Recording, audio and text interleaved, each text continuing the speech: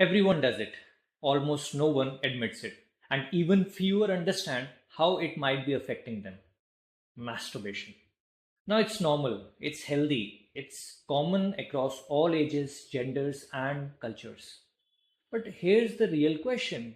Can doing it too much start affecting your real sex drive? Can it actually dull your desire, make real sex less exciting, or even cause problems in your relationship? First, let's get clear on the word excessive. There's no magic number. What's too much for one person could be completely normal for another. Here's a useful guideline to check that. If masturbation starts replacing real intimacy, it interferes with your daily life or work.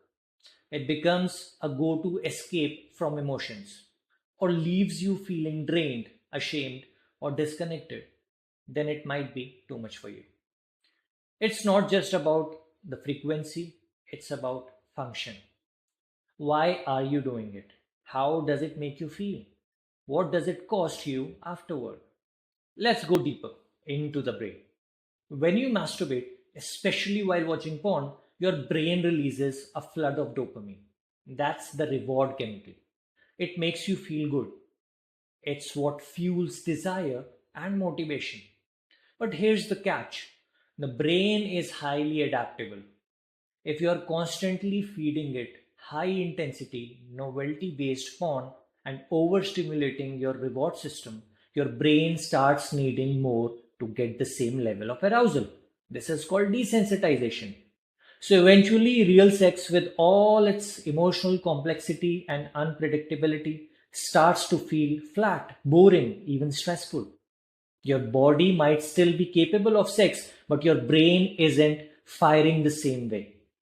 Now let's connect the dots. If excessive masturbation desensitizes your brain, builds unrealistic sexual expectations, creates a stronger bond with fantasy than real connection, then yes, it can absolutely lower your sex drive. Not because something is wrong with you, but because your brain is wired by repetition. You have trained your arousal response to come from screens, not from touch, smell, sound, intimacy, or emotional presence. And over time, that creates a gap between your mind and your body, between desire and connection. This is why some people experience delayed ejaculation, difficulty getting or maintaining erections, low desire for their partner, shame, guilt, or secretive behavior. The real sex drive is still there. It's just buried under layers of overuse and overstimulation. Let's address something deeper. Sometimes excessive masturbation isn't about sex at all. It's about escape from stress, from boredom, from anxiety, from loneliness, or from emotional pain that hasn't been processed. It becomes a coping mechanism, a way to self soothe. And like any coping mechanism, it can become compulsive, addictive, not because of the act itself, but because of what it numbs. So when someone says, I have lost interest in sex, we have to ask, what are you escaping from? Because healing isn't just about stopping the habit, it's about reconnecting with yourself mentally, emotionally, and sexually. Let me be very clear here. Masturbation is not harmful. It can be a healthy way to explore your body, manage stress, and maintain sexual health. But like food, alcohol, and social media, anything done compulsively can have consequences. The key is intent and awareness. Ask yourself, am I using this to avoid something? Is this habit impacting my partner or my relationship? Do I feel better or worse after I do it? If it feels out of control or emotionally empty, it might be time to reflect.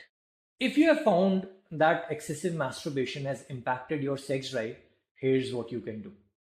Take a break. Not forever, just enough to reset your brain's arousal pathways. Reduce porn usage. especially if you rely on extreme or constantly changing content. Try fantasy, memory, or sensation focused awareness instead. Rebuild real world intimacy. Emotional connection, physical closeness, even non sexual touch all matter. Explore your triggers. Are you using masturbation to soothe anxiety, boredom, sadness? Address the root. Seek therapy if needed, especially if there's shame, compulsion, or relationship conflict involved. If you have tried everything else and still at the same position, therapy works. Excessive masturbation doesn't make you broken, it makes you human. Someone who found a habit that worked for a while until it didn't. If your sex drive has dropped, or if you're struggling to connect with a partner, don't panic. With awareness, support, and some gentle rewiring, you can rebuild your desire. And remember, sex drive isn't just about sex, it's about feeling alive, connected, and open to intimacy. Thanks for watching. Feel free to share your thoughts in the comments and subscribe for more content about sexuality, intimacy, and mental health.